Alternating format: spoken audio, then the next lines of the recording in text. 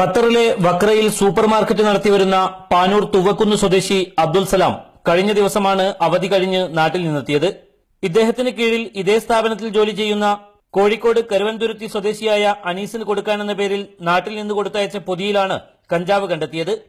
വിമാനത്താവളത്തിലേക്കുള്ള യാത്രാമധ്യേ രാമനാട്ടുകരയിൽ നിന്ന് അനീസിന്റെ സുഹൃത്ത് നൽകിയ പൊതി കൂടെയുള്ളവരുടെ നിർബന്ധത്തിനാണ് സലാം തുറന്നു നോക്കിയത്.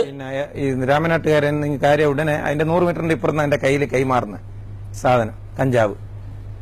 അപ്പോ അത് പൊളിച്ചു നോക്കാൻ ഏകദേശം അത് കാട്ടോൻ പൊളിക്കുമ്പോഴേക്ക് ഏകദേശം ഒരു 10 മിനിറ്റിന്റെ ഉള്ളിൽ നമ്മൾ എയർപോർട്ടിലെത്താൻ 2 മിനിറ്റും കൂടി ബാക്കിയുള്ള ആ സമയത്താണ് ലാസ്റ്റ് പേന്റും കൂടി ഒന്നും കൂടി ചെക്ക് ചെയ്യാന്നുള്ള ഞങ്ങൾക്ക് കീശയിൽ നിന്ന് ആദ്യം കിട്ടുന്ന ഇത് ചോക്ലേറ്റ്, പിന്നെ കിട്ടുന്ന കഞ്ചാവ്.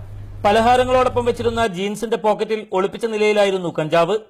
യാത്രയ്ക്ക് മുമ്പേ ചതി മനസ്സിലാക്കിയതിനാൽ തലനാരിഴയ്ക്കാണ് അബ്ദുൽ സലാം രക്ഷപ്പെട്ടത്. കാരണം എനിക്ക് അത്രയും വിശ്വാസമല്ലേ, ഷോപ്പിലുള്ള ആളാ, എന്റെ ഷോപ്പിലേക്കാണ് വരുന്നത്. അത് തീർച്ചയായും അങ്ങനെയുള്ള ഒരു വിശ്വാസത്തിന്റെ പേരിൽ മാത്രം ഞാൻ ചെക്ക് ചെയ്യേണ്ടെന്ന് പറഞ്ഞു. ദൈവത്തിന്റെ വലിയൊരു അനുഗ്രഹം കൊണ്ട് മാത്രം രക്ഷപ്പെട്ട.